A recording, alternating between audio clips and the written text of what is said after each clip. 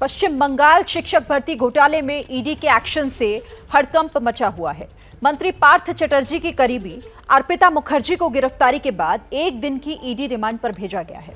ED ने जांच में सहयोग न करने की दलील देकर कोर्ट से अर्पिता की 14 दिन की रिमांड मांगी थी, लेकिन कोर्ट ने ईडी को सिर्फ एक दिन तक हिरासत में पूछताछ का वक्त दिया है। अब अर्पिता को कल फिर कोर्ट में पेश किया जाएगा। तो अर्पिता के घर से ईडी ने 21 करोड़ रुपए, 79 लाख के गहने और कई फ्लैट के कागजात बरामद किए हैं। अब तक ईडी को शक है कि इन पैसों का कनेक्शन शिक्षक भर्ती घोटाला से हो सकता है। उधर पार्थ चटर्जी ईडी रिमांड में जाते ही तबियत बिगड़ने पर अस्पताल में भर्ती हो गए हैं। इस पूरी कार्रवाई में ममता बनर्जी और उनकी पार्टी बैकफुट पर दिखाई दे रही है। टीएमसी ने अर्पिता से तो पल्ला झाड़ लिया है, लेकिन सवाल है कि क्या वो मंत्री पार्थ चटर्जी पर कोई एक्शन लेगी।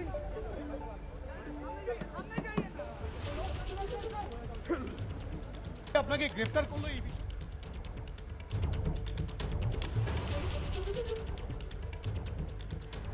तो देखिए, कोलकाता में चल रही ये पूरी कहानी फिल्मी है। जिस लड़की को लेकर बंगाल की राजनीति में तूफान आया है, उसकी कहानी जब आप सुनेंगे तो आपको ये बिल्कुल एक हिंदी फिल्म की कहानी की तरह लगेगी। गुमनामी की जिंदगी से अचानक सुर्खियों में आई वो लड़की है अर्पिता मुखर्जी। अर्पिता मुखर्जी बांग्ला और उड़िया फिल्मों की हीरोइन रह चुकी हैं, लेकिन उन्हें सुर्खियां मिली हैं हीरोइन होने की वजह से नहीं, बल्कि मंत्री की मित्र होने की वजह से। अर्पिता वही लड़की हैं जिनके घर से 21 करोड़ रुपए कैश मिला है।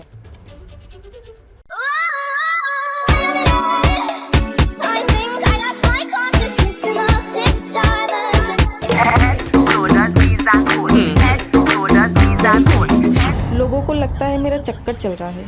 अर्पिता मुखर्जी इस वक्त वो नाम है जिसकी चर्चा हर तरफ हो रही है।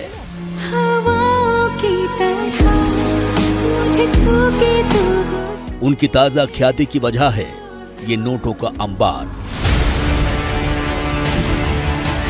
कोलकाता में अर्पिता मुखर्जी के घर से नोटों का एक बड़ा जखीरा मिला है। इतने नोट कि मशीनों से गिनने पर भी ईडी अधिकारियों के पसीने छूट गए। अपने घर पर 21 करोड़ कैश रखने वाली बांग्ला फिल्मों की हीरोइन अर्पिता मुखर्जी का फिल्मी सफर भले ही बहुत चमकदार न रहा हो, लेकिन राजनीति से रिश्ता उन्हें सुर्खियों में ले आया है।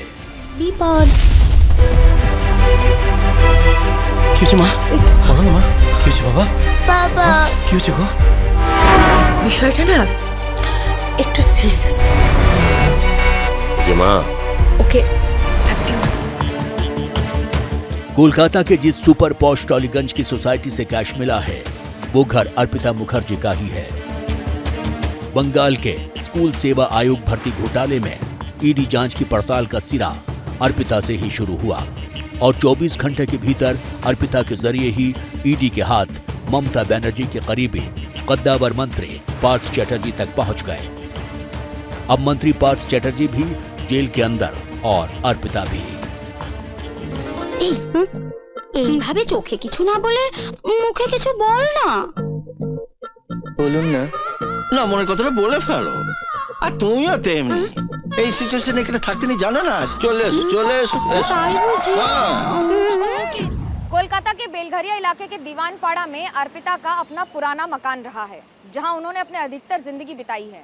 लेकिन अब दक्षिण कोलकाता के कई हाई राइज और पॉश इलाके में अर्पिता के कई सारे फ्लैट हैं। अर्पिता की कहानी भी किसी बॉलीवुड की कहानी से कम नहीं है। नेल आर्टिस्ट से लेकर एक मॉडल, एक्ट्रेस और फिल्म निर्माता बनने तक अर्पिता मुखर्जी ने ये सफर महज 2 दशकों में पूरा किया। हंसाते हो, रुलाते हो। इन 20 सालों में अर्पिता को देखने वाले भी उसके दिन दोगुनी रात चौगुनी तरक्की देखकर हैरान थे। अब शिक्षक भर्ती घोटाले में ईडी की गिरफ्त में आने के बाद अर्पिता की तरक्की का रास्ता सामने आया है। पगली, कभी तूने सोचा रास्ते में गए मिल क्यों? पगले।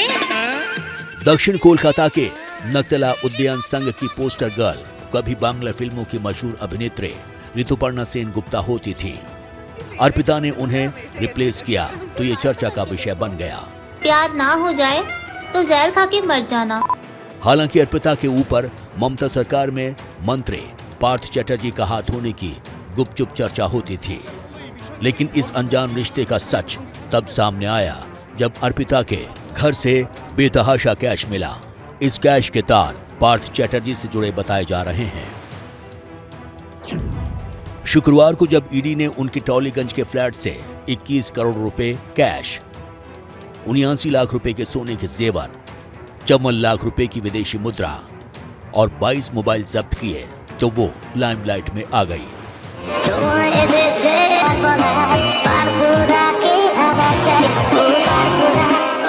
सूत्रों के मुताबिक अर्पिता मुखर्जी ने 2004 के आसपास मॉडलिंग में अपना करियर शुरू किया और एक नेल आर्टिस्ट के रूप में अपना नाम भी बनाया।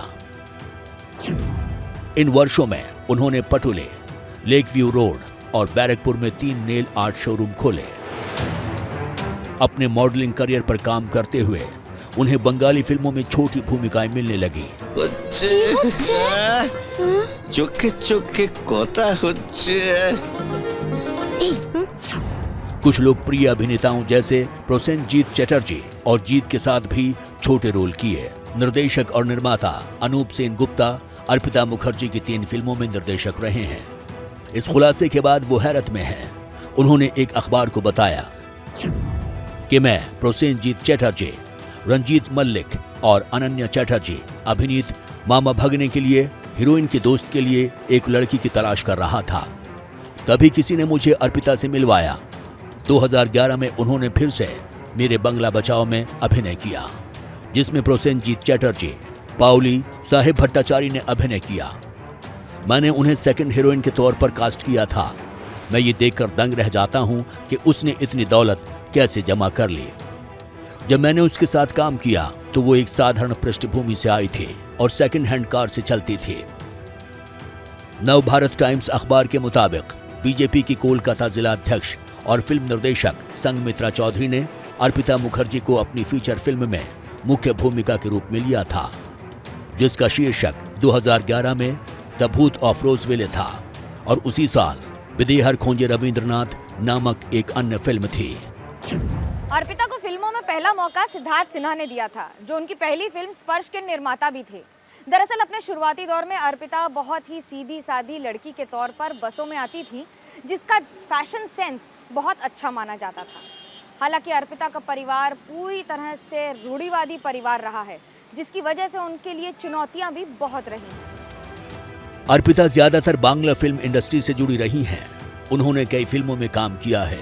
हालांकि लीड रोल की जगह वो ज्यादातर फिल्मों में साइड रोल में ही नजर आई हैं। बांग्ला के अलावा अर्पिता ने ओडिया और तमिल फिल्मों में भी काम किया है। अर्पिता सुपरस्टार प्रोसेनजीत और जीत अभिनीत बांग्ला फिल्मों में साइड रोल करने के दौरान चर्चा में आई थी।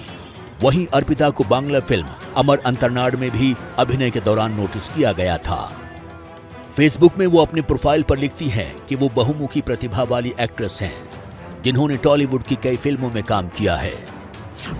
अर्पिता ने 2008 में बांग्ला फिल्मों के सुपरस्टार जीत के साथ पार्टनर नाम की फिल्म में काम किया था। अर्पिता ने 2009 में अभिनेता प्रोसेनजीत के साथ भी फिल्म मामा भागने में काम किया है। अर्पिता मुखर्जी की एक छोटी बहन भी है, जिसकी शादी हो चुकी है और उनकी मां आज भी अपने पैतृक मकान, जो कि बेलघरिया में है, वहीं रहती हैं।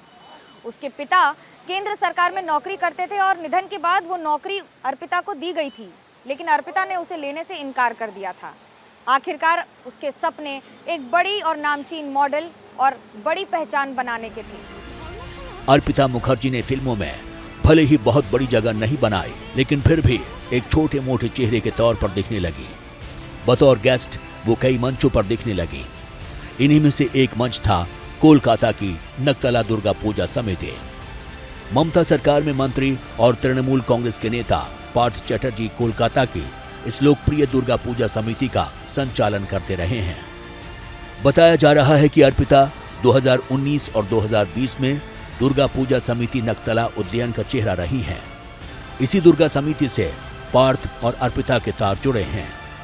इस समिति के दुर्गा पूजा कार्यक्रम का उद्घाटन मुख्यमंत्री ममता बनर्जी भी कर चुकी हैं। बीजेपी नेता शिक्षा भर्ती घोटाले में ममता, पार्थ और अर्पिता को जोड़कर कई तस्वीरें पेश कर रहे हैं। बीजेपी नेता अमित मालवीय ने एक ट्वीट कर एक वीडियो भी जारी किया है, আমি অর্পিতা উড়িষ্যায় শুননা করো, তুমি শুননা উড়িষ্যায় কাজ করো, আচ্ছা আচ্ছা ভালো করে করো। উড়িষ্যা করতে উড়িয়া বলতে পারো ভালো করে, কেমতি আছন্তি এই সমস্ত ভালোই চলবে। সুতরাং উড়িষ্যায় কাজ করে বাংলারই মেয়ে পার্থ চট্টোপাধ্যায়, তো আমি আগেই বলেছি ঋতুপর্ণা, আমি আগেরবারও দেখেছি ও এসেছিল এখানে, ও ববিদের ওখানে। अर्पिता मुखर्जी और पार्थ चैटर्जी का रिश्ता कैसा है, इसे लेकर हर सस्पेंस बना हुआ है।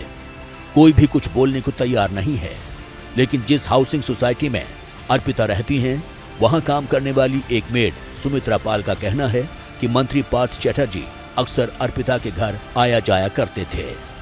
দেখতাম, আচ্ছা আমরা তো কাজে ব্যস্ত থাকতাম না দিদি। পার্থ চট্টোপাধ্যায়কে আসতে দেখেছেন?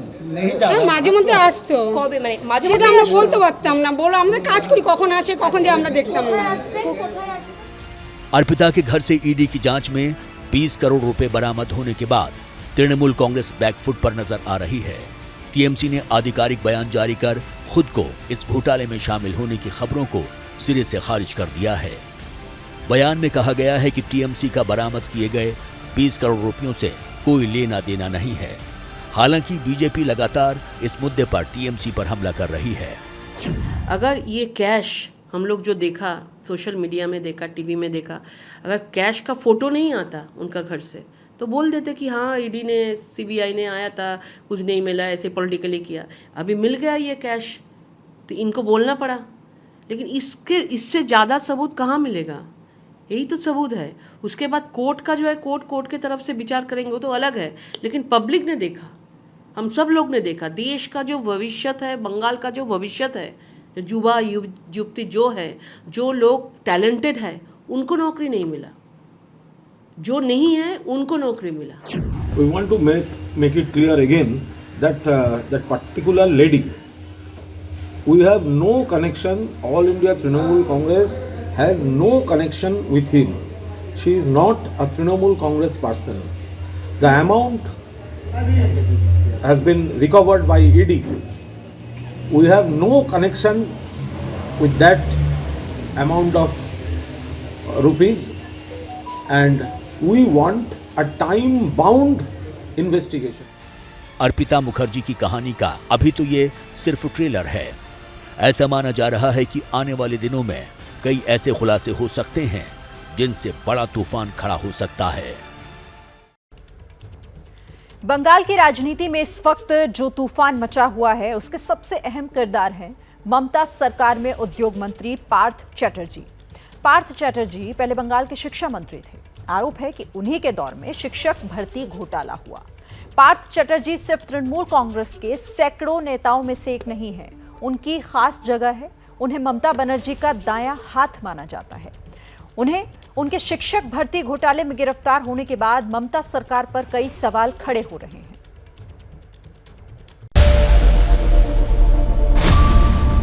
69 साल के पार्थ चैटर्जी वो नाम है जिनका चेहरा बंगाल की राजनीति में अब हर कोई जानता है। पार्थ चैटर्जी ईश्वर नामे शपथ करितेछि।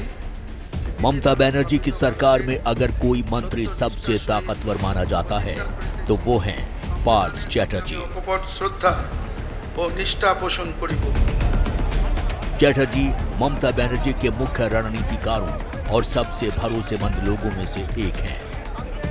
उनकी गिरफ्तारी ने ममता बनर्जी और पश्चिम बंगाल की राजनीति में भूचाल ला दिया है। शिक्षक भर्ती घोटाले में गिरफ्तारी के बाद पार्थ चैटर्जी के 5 दशक लंबे राजनीतिक सफर पर एक बड़ा प्रश्न चिन्ह लग गया है। चैटर्जी ने 60 के दशक के अंत में कांग्रेस की स्टूडेंट विंग छात्र परिषद के नेता के रूप में राजनीति में कदम रखा। तब वो कॉलेज में पढ़ाई कर रहे थे। वो तत्कालीन तेज तर्रार युवा नेताओं सुब्रत मुखर्जी और प्रिय रंजन दास मुंशी से प्रेरित थे। अपनी पढ़ाई लिखाई खत्म करने के बाद 1970 के दशक के बीच पार्थो चैटर्जी ने एक कॉर्पोरेट नौकरी करना शुरू कर दिया। उनका राजनीतिक करियर यहाँ थम सा गया, लेकिन 25 वर्षों तक राजनीति से भले ही वो दूर रहे हों, हालांकि राजनीतिक गतिविधियों पर राज्य की और देश की दोनों पर हमेशा नजर बनाए रहते थे। पार्थ चैटर्जी भी उस बंगाली समुदाय का एक हिस्सा हैं जो बंगाली भद्रलोक की अवधारणा को पूरा करता है।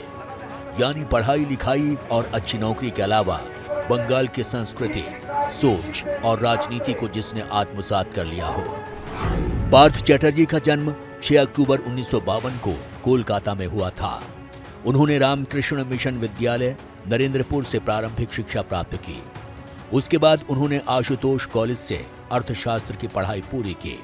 कलकत्ता विश्वविद्यालय से MBA पूरा करने के बाद चैटर्जी ने एंड्रयू यूल के साथ एक HR प्रोफेशनल के तौर पर काम किया।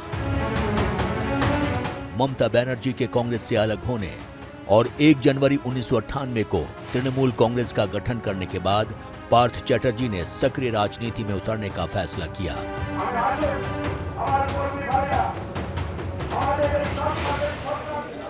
वो तृणमूल कांग्रेस के टिकट पर 2001 से लगातार 5 बार बेहाला पश्चिम विधानसभा क्षेत्र से विधायक चुने गए। चैटर्जी का सियासी सफर 2006 में तब शिखर पर पहुंचा जब विधानसभा में वो तृणमूल कांग्रेस पार्टी के नेता बने और बाद में नेता प्रतिपक्ष बने। वो ममता बनर्जी के सबसे भरोसेमंद बन चुके थे। जब ममता बनर्जी ने सिंगूर और नंदीग्राम में कथित जबरन भूमि अधिग्रहण के मुद्दे पर बंगाल की सड़कों पर शक्तिशाली वाम मोर्चा शासन के खिलाफ लड़ाई लड़ी तो चैटर्जी विधानसभा में विपक्ष की आवाज बन गए। पार्थ चैटर्जी उस समय सबसे आगे थे जब उनकी पार्टी ने भूमि अधिग्रहण के मुद्दे पर विधानसभा में तत्कालीन मुख्यमंत्री बुद्धदेव भट्टाचार्य को घेरा। 2007 में बनर्जी ने उन्हें तृणमूल कांग्रेस का महासचिव नियुक्त किया। 4 साल बाद यानी 2011 में पार्टी के सत्ता में आने के बाद पार्थ चैटर्जी को उद्योग और संसदीय मामलों का प्रभार दिया गया। हालांकि साल 2014 में एक कैबिनेट फेरबदल में उन्हें उद्योग विभाग से हटाकर शिक्षा विभाग दिया गया। वो साल 2014 से 2021 तक शिक्षा मंत्री रहे। बताया जाता है कि उनके इसी कार्यकाल के दौरान शिक्षक भर्ती में अनियमितताएं हुई। 2021 में पार्टी लगातार तीसरी बार सत्ता में लौटी तो उन्हें उद्योग और संसदीय मामलों का विभाग दिया गया। राजनीतिक गलियारों में पार्थो चैटर्जी को एक बहुत ही मिलनसार नेता के रूप में जाना जाता है। एक ऐसा नेता और एक ऐसा मंत्री जिससे कोई भी कभी भी जाकर मिलकर बात कर सकता है। इससे पहले भी अपने राजनीतिक करियर में उनका नाम एक पॉन्जी स्कीम के स्कैम में आया था जिसकी जांच CBI कर रही है, लेकिन तब उसे ये कहकर दरकिनार कर दिया गया था कि ये राजनीतिक साजिश है। हालांकि इस बार वो फंसते नजर आ रहे हैं। पार्थ चैटर्जी तृणमूल कांग्रेस के काफी वफादार कार्यकर्ता जाने जाते हैं। ऐसा माना जाता है कि पार्टी कैसे चलानी है, किन लोगों से संपर्क करना है, पार्टी के लिए फंड की व्यवस्था कैसे करनी है, इसके लिए ममता बनर्जी जिस शख्स पर सबसे ज्यादा भरोसा करती है वो हैं पार्थ चैटर्जी। मीडिया में भले ही ममता बनर्जी के भतीजे अभिषेक बनर्जी का नाम छाया रहता हो, लेकिन पार्टी के अंदर चैटर्जी की जरूरत का अंदाजा हर किसी को है। शिक्षक भर्ती घोटाले में गिरफ्तार होने पर पत्रकारों ने भी उनसे पहला सवाल यही पूछा कि क्या उनकी बात ममता बनर्जी से हुई है। আপনাকে গ্রেফতার করলো এই বিষয় নিয়ে কিছু বলবেন? ইডির এই গ্রেফতারি প্রসঙ্গে কিছু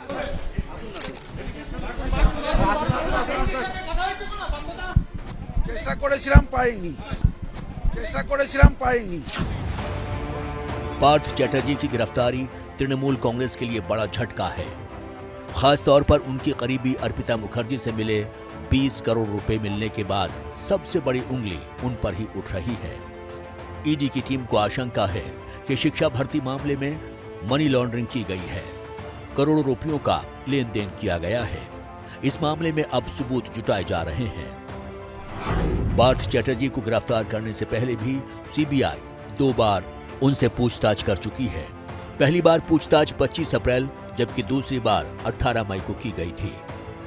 बंगाल में इस कथित घोटाले को लेकर बीजेपी ने तृणमूल कांग्रेस पर जमकर हमला बोला है। वो बंगाल की आर्थिक हालत खराब होने के पीछे घोटालों को जिम्मेदार बता रहे हैं। दुर्भाग्यजनक घटना है जो बंगाल शिक्षा के बारे में अपने आप में देश को प्रेरित करता था।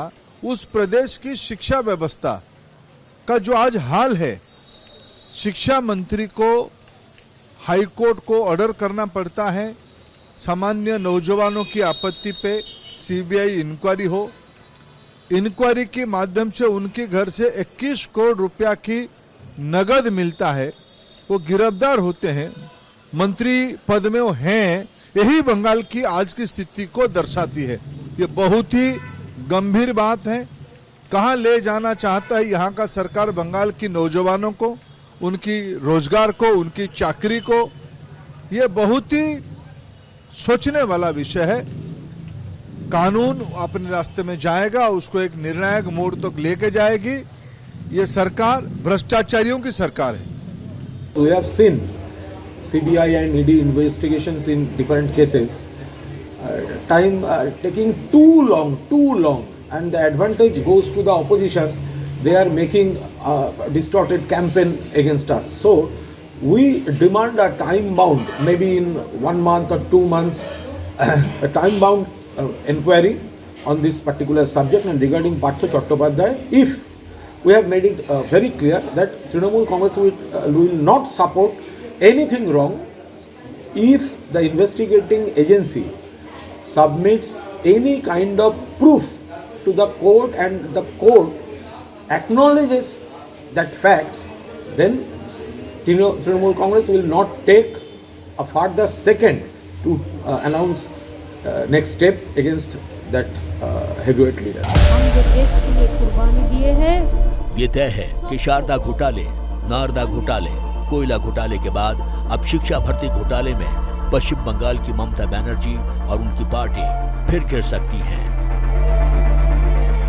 दिल्ली के मुख्यमंत्री अरविंद केजरीवाल और दिल्ली के एलजी वीके सक्सेना के बीच चल रही तनातनी तेज हो गई है। आज भी केजरीवाल पौधारोपण कार्यक्रम से नदारद रहे।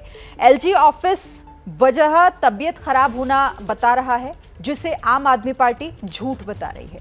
कैसे पोस्टर ने ताजा जंग को तेज कर दिया है, एक रिपोर्ट के जरिए देखिए। ये है वो पोस्टर जिसके नीचे बैठकर एलजीवी के सक्सेना कार्यक्रम में शामिल हुए, लेकिन दिल्ली के सीएम अरविंद केजरीवाल और पर्यावरण मंत्री गोपाल राय ने कार्यक्रम का बहिष्कार कर दिया। पहले आपको तस्वीरें दिखाना चाहूंगी। हमारे सामने जो बोर्ड आपको नजर आ रहा होगा, जिसपे साफ तौर पे लिखा हुआ है कि वन महोत्सव 2012 एक दिन में 1 लाख पौधों का वृक्षरोपण। उसके नीचे मैं आपको दिखाऊंगी कि जो मुख्य अतिथि है, मुख्य अतिथि पे नाम श्री विनय कुमार सक्सेना का है, जो कि उपराज्यपाल है दिल्ली के। लेकिन ठीक उनसे नीचे जो आपको विशिष्ट अतिथि का नाम दिख रहा होगा, जहाँ पे श्री अरविंद केजरीवाल जो कि चीफ मिनिस्टर है दिल्ली के, उनका नाम है, और उनके नीचे जो है पर्यावरण मंत्री गोपाल राय का नाम है। लेकिन मैं आपको उसके नीचे बिल्कुल स्टेज की तस्वीरें दिखाऊं तो मैं आपको साफ तौर पे आप देख पा रहे होंगे कि इस कार्यक्रम में ना ही सीएम अरविंद केजरीवाल और ना ही गोपाल राय ने भाग लिया है। असोला भाटी माइंस में पौधारोपण के कार्यक्रम में एक पौधा केजरीवाल को भी लगाना था, लेकिन उनके बिना ही कार्यक्रम संपन्न हुआ। कार्यक्रम के बाद आम आदमी पार्टी ने ये तस्वीर जारी की, जिसमें पोस्टर नीचे गिरा हुआ दिखाई दे रहा है। आरोप लगाया जा रहा है कि पुलिस ने केजरीवाल का पोस्टर हटाया और जवाब में लगाया वो पोस्टर जिसमें पीएम मोदी का फोटो भी लगा था। ये पहली बार हो रहा है कि देश के कोई प्रधानमंत्री पुलिस के दम पर रात के अंधेरे में अपना बैनर लगवा रहे हैं। जिस तरह से पूरे कार्यक्रम को हाईजैक किया गया, वहां पर मोदी जी के पोस्टर लगाए गए, सरकार का कार्यक्रम, सरकारी कार्यक्रम से मुख्यमंत्री के पोस्टर फाड़े गए, वो इस बात को दिखा रहा है कहीं न कहीं इनकी मंशा ठीक नहीं है। केजरीवाल को फोटो नहीं है, गोपाल राय को एक चश्मा बढ़िया सा बनवा के मीडिया वाले दें और उसको दिखाएं। आपकी अगर कहीं ना कहीं कोई डिसेबिलिटी है आई में तो उसको चेक कर लें। आप देखो पूरे सड़कों पर कहीं ना कहीं केजरीवाल की ही फोटो है, उसी के पोस्टर हैं, बीजेपी वालों के नहीं है। केजरीवाल की आदत है टीवी पर बैठकर लोगों को गुमराह करना, अपनी शकल दिखाकर खुद मौजूद हो नहीं सकती। आम आदमी पार्टी के आरोपों को एलजी ऑफिस ने खारिज किया। कहा केजरीवाल ने कार्यक्रम में न आने के पीछे खराब तबीयत का हवाला दिया था। देखिए, दिल्ली सरकार और केजरीवाल जी तो लगातार काम करने में लगे हुए हैं, लेकिन अगर आप मोदी जी की बात करें और केंद्र सरकार की बात करें तो उनका तो एक ही लक्ष्य है कि काम पर अड़ंगा लगाओ और रोक लगाओ। हम इन तमाम विषम परिस्थितियों में भी दिल्ली का काम रुकने नहीं दे रहे हैं और दिल्ली का काम कर रहे हैं। देखिए, बहानेबाजी केजरीवाल जी पहले ही करते रहे। 9 साल जो इंसान IRS है, 9 साल छुट्टी लेके बैठा हो तो वो बहानेबाज होगा। झूठ भी बोलते हैं, बहानेबाजी भी करते हैं और पोस्टर लगाते हैं काम के। पोस्टर के बहाने से आम आदमी पार्टी पीएम मोदी पर सीधे वार कर रही है, तो जवाब में बीजेपी केजरीवाल पर काम की बजाय नाटक करने का आरोप लगा रही है। केंद्र सरकार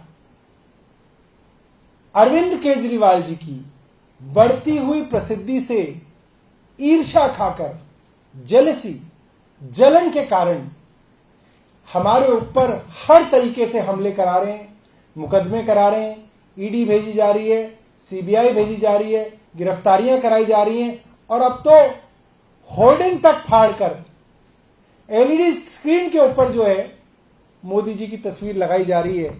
देखिए, ये बड़ा दुर्भाग्यपूर्ण है कि दिल्ली के मुख्यमंत्री वो दिल्ली के भलाई के मुद्दों पर राजनीति कर रहे हैं। ये दुर्भाग्यपूर्ण है, दिल्ली के लिए ये ठीक नहीं। मुख्यमंत्री केजरीवाल हर मुद्दे पर राजनीति कर रहे हैं।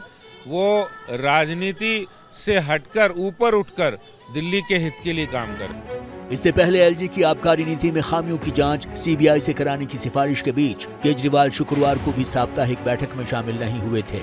वहीं आम आदमी पार्टी ने मॉडल टाउन में अंडर ब्रिज का मुद्दा उठाकर एलजी पर सीधा वार किया है, जिससे साफ है कि आने वाले दिनों में ये तकरार और बढ़ेगी। दिल्ली की केजरीवाल सरकार और उपराज्यपाल के बीच जो टकराव की स्थिति बनी हुई है, उससे राजनीतिक फायदा किसे मिलेगा, इसके बारे में कह पाना अभी थोड़ा मुश्किल है। लेकिन ये जरूर है कि आगे चलकर दिल्ली के कामकाज ठीक प्रकार हो पाएंगे या नहीं, ये साफ दिखता हुआ नजर आ रहा है। क्योंकि अगर लगातार इसी तरीके का टकराव नजर आया तो दिल्ली के कामकाज पर इसका बड़ा असर जरूर पड़ेगा।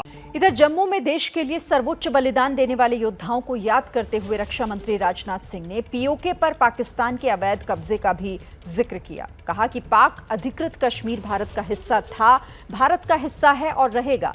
कि कैसे हो सकता है कि शिव के स्वरूप बाबा अमरनाथ हमारे यहाँ हो और मां शारदा शक्ति स्वरूपा एलओसी के पार हो। कभी कभी लोग सवाल करते हैं लोग पाक अधिकृत कश्मीर के बारे में। पाक अधिकृत कश्मीर के बारे में आपको याद है, भारत की संसद ने प्रस्ताव पारित किया था और आज भी वह संकल्प हम सबको याद है। पाक ऑक्युपाइड जम्मू कश्मीर यह भारत का हिस्सा था, है और रहेगा। हम इसको मानते रहेंगे बहनों भाइयों, से हम कभी भूलेंगे नहीं, कभी हम उसे भूलेंगे नहीं। ये कैसे हो सकता है? शिव स्वरूप बाबा अमरनाथ हमारे यहां हों और मां शारदा शक्ति स्वरूपा एलओसी के पार हों। बहनों भाइयों, यह बराबर है, यह चीज हमको सालती रहेगी।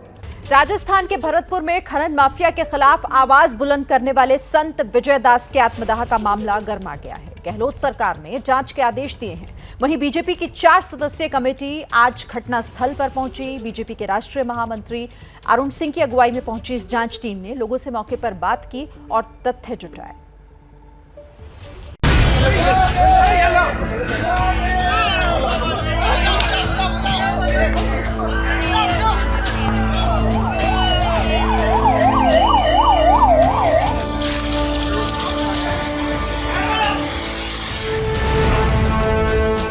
बरसात के बीच राजस्थान के भरतपुर में संत विजयदास आत्मदाह मामले की जांच के लिए गठित बीजेपी की 4 सदस्यीय कमेटी ने आज घटनास्थल का दौरा किया।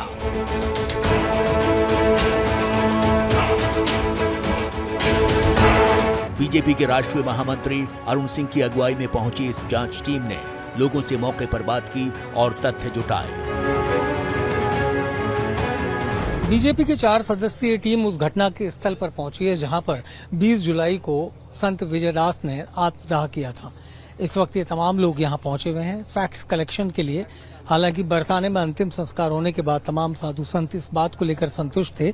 इस बीच राजस्थान सरकार ने भी 5 लाख रुपए संत विजयदास के परिजनों को देने का ऐलान किया है। बीजेपी के 4 सदस्यीय टीम यहाँ पहुंची है और आदि बद्री मंदिर में भी जाएंगे। इसके अलावा बरसाने में जहां उनका अंतिम संस्कार हुआ वहां पर भी ये टीम पहुंचेगी।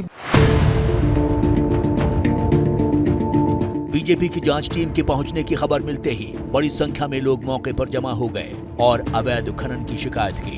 ये जो पहाड़ है ना आदि बद्री मंदिर की 14 कोसीय परिक्रमा है।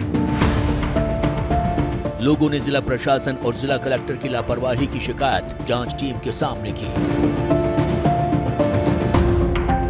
नारायण दास जी महाराज टावर पर चढ़े, लेकिन जिला कलेक्टर महोदय एक दिन भी साधु संतों के बीच में वार्ता करने नहीं आए।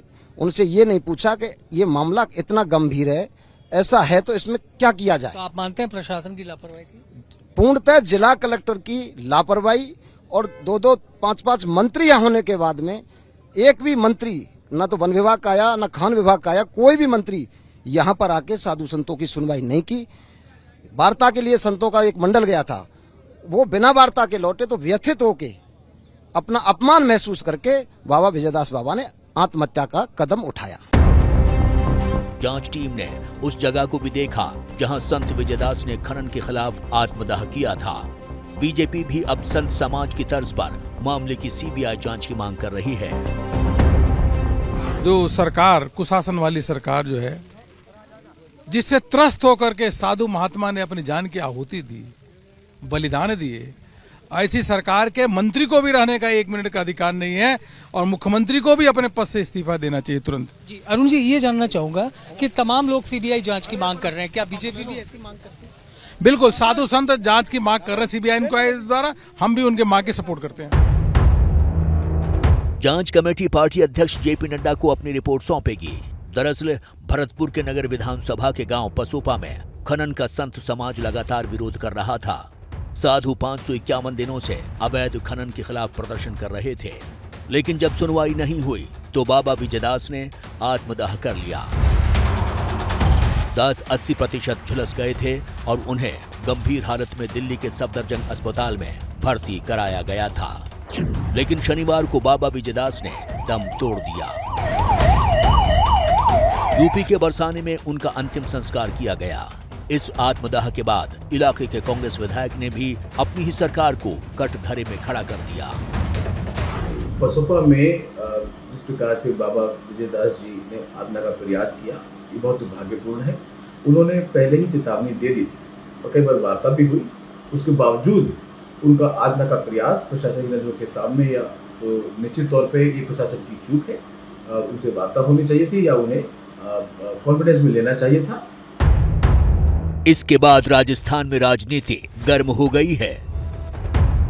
राज्य सरकार ने संतों की आवाज़ को सुनी लेती और अगर उन्होंने 551 दिन का समय नहीं लगाता और समय रहते वो सही तरीके से एक्शन ले लेते उनकी बात को सुन के, तो आज उनकी जान नहीं जाती। संत की मौत का जिम्मेदार कौन है? अगर कोई है तो वो राज्य की ये गहलोत सरकार है। तो बीजेपी वाले जो है राजनीति करना चाहते हैं, जो कि आप जानते हो कि धर्म का नाम आता ही वो चैंपियन बन जाते हैं। अब जेपी नड्डा जी कमेटी बना रहे हैं और लिख रहे हैं उस पत्र के अंदर, मैंने पढ़ा पत्र, इलीगल माइनिंग। इनको पता ही नहीं है कि बेसिक गलती इलीगल माइनिंग की नहीं है। बेसिक बात है कि जो पहाड़ है उनको मानते ये हमारा धार्मिक पहाड़ है और ये माइनिंग हो रही है, पर माइनिंग सारी लीगल है, आज नहीं है, बरसों से है। संतों का मानना है कि भरतपुर के डी कामा व नगर इलाके में पहाड़ियों की श्रृंखला है। ये पहाड़ियां ब्रज 84 कोस में आती हैं। संत समाज के मुताबिक ये पहाड़ियां तीर्थ स्थल हैं। धार्मिक मान्यता के अनुसार भगवान कृष्ण यहाँ लीलाएं करते थे, इसलिए संत लगातार यहाँ अवैध खनन रोकने की मांग कर रहा था।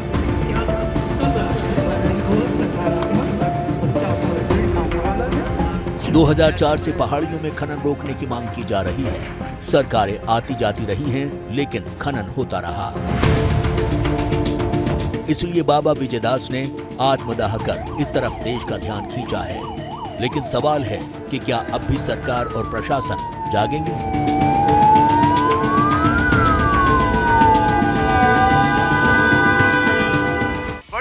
ये हैं शर्मा जी, जो रात का खाना और देश दुनिया की सुर्खियां दोनों लेते हैं सुमित अवस्थी के साथ। अब ये हैं इनके पड़ोसी बनर्जी साहब।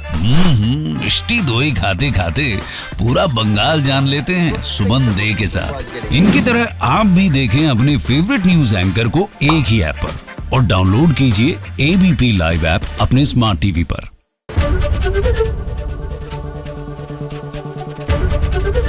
एबीपी न्यूज आपको रखे आगे।